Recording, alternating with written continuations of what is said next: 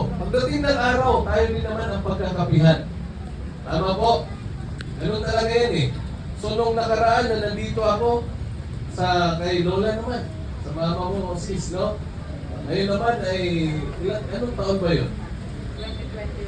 2022. Anong buwan po yun? March. So after 4 years, di ba akalain ano?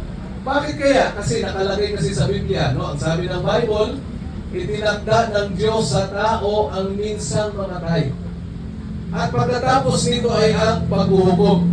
Kaya tandaan po natin, unang aral na pwede nating matutunan patungkol sa kamatayan ay ito. Ang kamatayan ay nakatakda.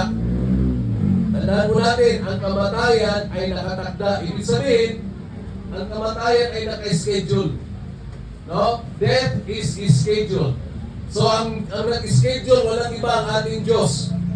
Kaya bawat isa sa atin dito, bawat isa sa atin, kung meron tayong naka-schedule o in-schedule sa atin ng Diyos kung paano tayo nabuhay sa mundong ito. Tama po? Kung kailan tayo ipinanganak, yun po yung araw na itinakda ng Diyos para tayo mabuhay. Kaya ang tawag doon ay birthday.